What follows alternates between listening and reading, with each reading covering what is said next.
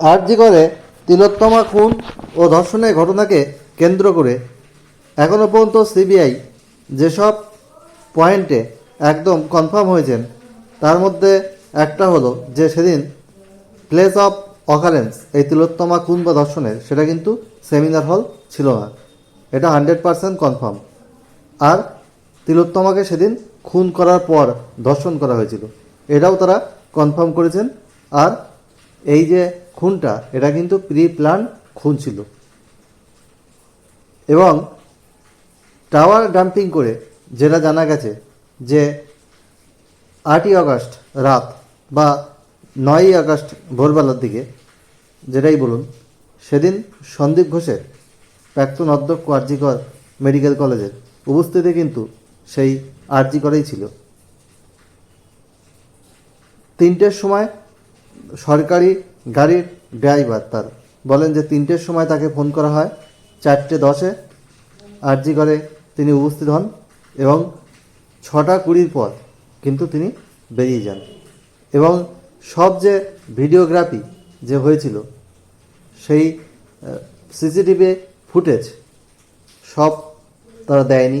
Supreme কোর্টেও যে কপিল সিব্বাল বলেছিলেন যে টেকনিক্যাল গ্লিচের জন্যে কিছু সিসিটিভি ফুটেজ আমরা দিতে পারিনি। এই যে সিসিটিভি ফুটেজ দেওয়া হয়নি তার মধ্যে এই কিন্তু সন্দীপ ঘোষের এন্ট্রি এক্সিট ওটার মধ্যে ছিল। সেই রকম কিছু সিসিটিভি ফুটেজ কিন্তু ডিলিট করা হয়েছিল, এমনটাই কিন্তু মিডিয়া সূত্রে জানা যাচ্ছে। টালা থানার টালা থানার প্রাক্তন ওসি অভিজিৎ মণ্ডলকে 9 দিন ডেকে ইন্টারোগেশন করে এই সিবিআই এবং তার বয়ানে কিন্তু অসহযোগিতা এবং বয়ানে অসঙ্গতি মেলায় গতকাল তাকে কিন্তু খুন ও ধর্ষণের মামলায় অ্যারেস্ট করা হয়।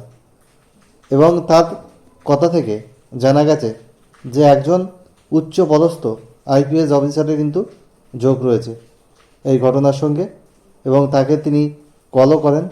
তার কল রেকর্ডিং থেকে সেটা কিন্তু বেরিয়ে এসছে। এবং এই আইপিএস উচ্চপদস্থ পুলিশের আইপিএস অফিসারের সঙ্গে কিন্তু এই সিবিআইয়ের রাতে তাকে অ্যারেস্ট করার পরে ভিডিও কনফারেন্সিংয়ে কিন্তু কথাবার্তা হয়। সিবিআই তদন্ত দেখুন কোন দিকে এগোচ্ছে। এবং তার সাথে কথাবার্তা হয় এবং এটাও জানা যাচ্ছে যে 17ই সেপ্টেম্বর যে হিয়ারিং আছে সুপ্রিম কোর্টে, তারপরে সিপি বিনীত গোয়েলকে ডেকেও কিন্তু ইন্টারোগেশন করা হবে, এরকম একটা কিন্তু সূত্র মারফত জানা যাচ্ছে। দেখা যাক 17 তারিখ সুপ্রিম কোর্টে কী হিয়ারিং হয় এবং তারপরে কি হয়, কি ইন্টারোগেশন হয়। এবং বিদেশি সিম থেকেও কল এসেছিল এইরকম কিন্তু সিবিআই সূত্রে পাওয়া যাচ্ছে এবং সেখানে সেটা নিয়ে কিন্তু তদন্ত হচ্ছে। এই বিদেশি ফোন থেকে সিম থেকে যে কল এসেছিল সেটা কিন্তু দেখা হচ্ছে খুঁটিয়ে।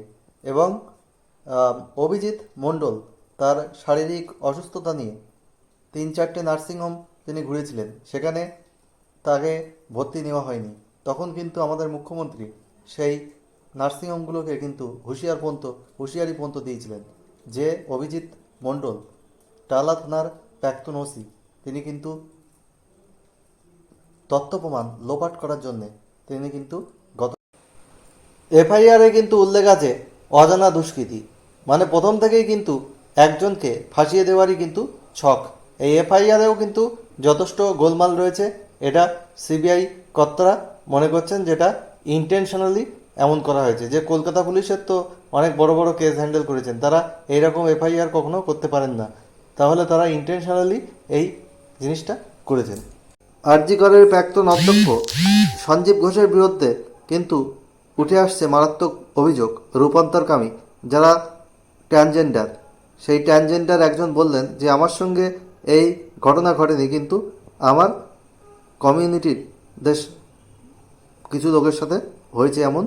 এবং যাদের নাম্বার ফেসবুক থেকে সন্দীপ ঘোষ কালেক্ট করতেন, তারপর তাদের নিজের কোয়ার্টারে বা কোনো হোটেলে ডাকতেন। যখন তিনি মুর্শিদাবাদে ছিলেন তখন তিনি এই এরকম কাজ তাদের সঙ্গে করতেন, তাদেরকে ডেকে বলতেন যে তোমরা এসো, তোমাদের সঙ্গে গল্প করি, করি, এবং তাদের সঙ্গে সেক্সুয়াল রিলেশন করতেন, এবং সেটা রাতভর ছিল পাশবিক অত্যাচার। তাদেরকে কামড়াতেন, খিমচি কাটতেন, এবং তাদেরকে আহ, রক্ত বার করে দিতেন, মারধর করতেন। এরকম ধরনের সেক্সুয়াল ঘটনা কিন্তু তাদের সাথে ঘটাতেন। এবং যে সঞ্জয় রায় এই আরজিকর কাণ্ডে যিনি ধৃত হয়েছেন, তার সঙ্গেও এই সন্দীপ ঘোষের বেড রিলেশন ছিল কিনা সেটাও নিয়েও কিন্তু প্রশ্ন জাগছে এই ট্রান্সজেন্ডারদের। এবং তারা এতদিন কেন মুখ খোলেনি, এখন কেন মুখ খুলছে?